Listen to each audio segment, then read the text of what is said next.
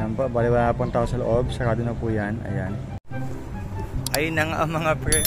Kanilulungkot ko. Bali hanggang April 20 lang po dito yung auto auction.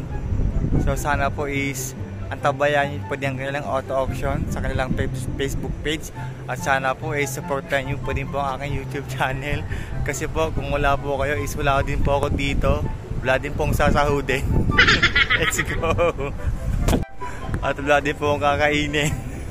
Sana po, supportan nyo po din po ang aking YouTube channel kung saan mapapanood yung aking mga adventure, mga travel, mga family vlog, ganyan. E kung sakali may mga option naman po sila is, pupuntahan natin yan, di ba? Yun lang po, hanggang sa susunod na kabanata.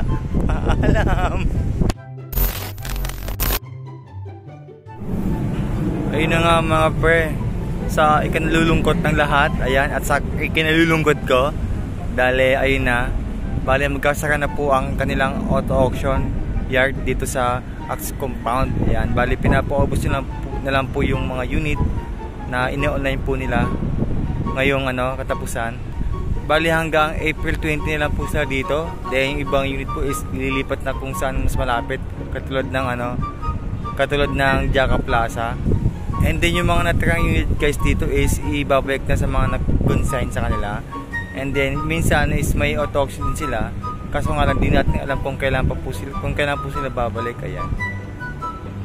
Ang kailang auction po is maghintay lang po tayo ng update sa kanilang Facebook page. Hintay lang kayo guys update sa kanilang Facebook page na HMR Auto Auction. So ngayon guys, meron silang online auto auction na matapos sa May 18. Ayan guys, bali sa lahat ng gustong update ng mga auto auction guys sa kanilang website. Yun nga guys, bali kung dati masaya kami dito, at masaya po yung mga tao dito, ngayon po is wala na po sila.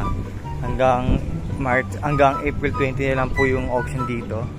Ayan po, kung nakita nyo po, ayan, lahat po ng unit dito is na, ayan, pinapalinis na po ang lahat. Ayan, bali malote na po yan mga yan, lote kung saan lahat pong unit na yan is papa online auto auction.